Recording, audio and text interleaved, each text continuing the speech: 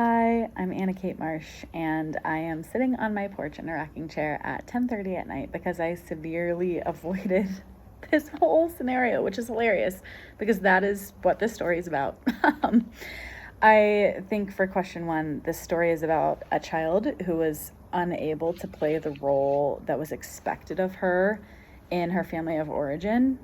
In a moment of crisis, she was expected to be silent, not cause trouble, and above all else, to take care of her mother. So this story is in many ways a failure of her ability to fit into that family role. I think that there are a lot of concepts. This is a very rich and full story with many parts. The pieces that I'm picking out most um, dramatically are the family of origin trauma that she holds. There's a lot of concepts here about being the peacemaker in her family, a lot of avoidance, being the mother's caretaker. There is sexual abuse that's vaguely mentioned in like a very brief casual sentence. And I also get a sensation of a prophet who is suffocated by feeling overlooked and estranged. Um, then, in terms of where I want to start with the reader, I think I would want to start with her avoidance in the statement, I wanted to be invisible. I would start here because I'm sure this is where she will want to return to first and shut down after reading a story like this. I think the parts of the narrative that point to shame and contempt are her comforting her stuffed animals, wanting to die, the sinking pit she gets in her stomach, the feeling of impending doom, wanting to be invisible, especially the part where she's trying to get smaller, staying hidden in the garage, feeling stupid, that everything is her fault and that she needs to fix it. The shame and contempt feel very overwhelming in all those statements and more. I think that the most crucial part of the story to me is her comprehension or lack of comprehension and drive towards death.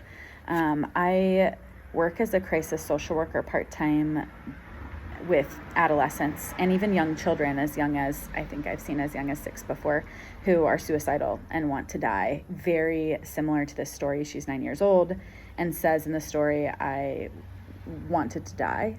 I think it's her shame that drives her to prefer death to life. So I think it's really important to move her towards a righteous anger at her parents' inability to see and care for her needs as a way to desire life and life to the full, which reminds me of John 10:10, which is what Jesus Christ came to provide all of us. But if by the time you're 9 years old, you prefer death to life, then it would be really hard to get that person to move towards life if they can't feel anger. So I'm sensing a lot of like shut down avoidance that needs to be brought to the surface so that she can confront the shame in a way that brings out the anger more than anything else. In terms of how I feel about this, it's 10:30 on May 31st. And I read this story a month ago when they put it out, and I didn't want to read it again because in many ways this is my story. I didn't have a dog growing up. I didn't have this event happen that was so dramatic that potentially caused my mother to be hysterical, but I had a mother who was depressed and codependent, a father that was avoidant and angry, and a sexually abusive brother. So I read this and I was like, for real, guys? I don't want to do this story. So for me, I think as I was reading it, I initially felt sick in my own stomach. Like I'm sensing that just reading it. And I don't even know who this person is. And if they were reading it in front of me, I would probably feel that more intensely. I think that it invokes in me a sense of dread, like a horror movie, that something worse is coming. Like we have talked about general family dynamics, and there are so many parts that were so casually mentioned, like a sister that you're trying to connect with and sexual abuse by a brother, that are just like thrown out there, that are like 3 words in a sentence, and it's like, oh, okay, there's like probably so much more here. So it feels like a horror movie, and there's a jump scare coming that I can't see and I'm not ready for. So I think for me, particularly in engaging this story, it would be easy to minimize the statement of sexual abuse by the brother because it was so quick and casual. It would be a way for me to minimize my own story. As I process my own story, realizing my brother was part of the system, we were only 18 months apart, it's hard to hold him accountable, or has been hard in my own journey to hold him accountable for what happened when I hold my parents more responsible. So I think it would be easy for me to just skirt that one and be like, there's no sexual abuse here. Or not to say there's no sexual abuse here, but to just avoid it altogether, which is literally what she's doing in the story. Is she's an avoider, she's a peacemaker.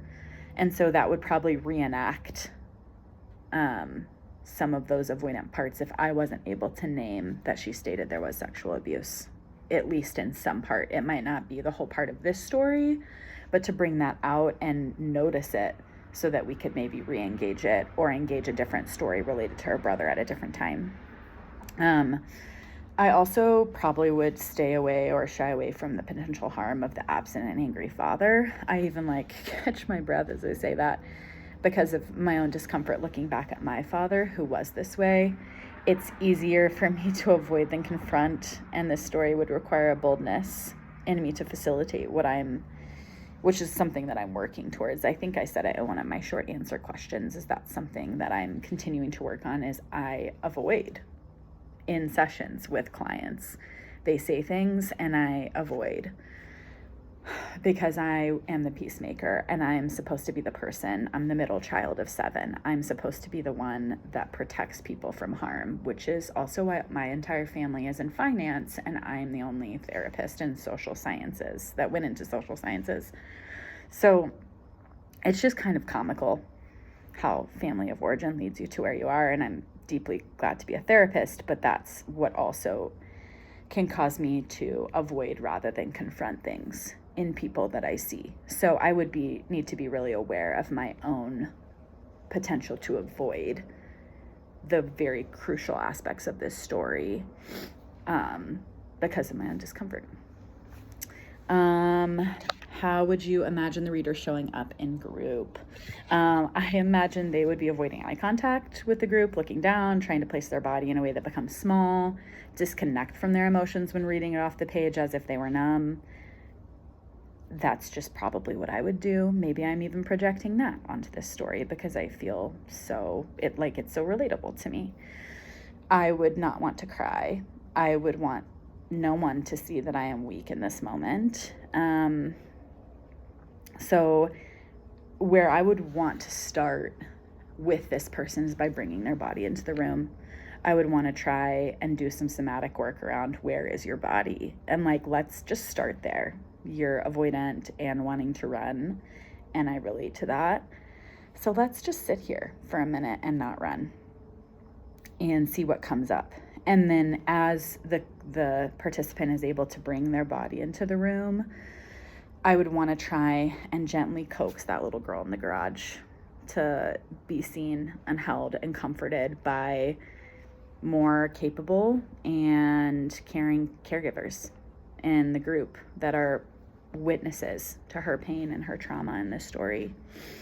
I know that was really quick. This is only at 9 minutes and I think I'm supposed to go to 15, but I'm going to be honest and say I'm tired and I have procrastinated and avoided this much too long. So I hope that this 9 minutes gives you what you need to look at my application. Have been really moved by NFTC 1, which was a few years ago, and then coming back again and doing 2, and I would really like to do 3. So I'm excited about the potential opportunity and I appreciate your time. Thanks. Bye.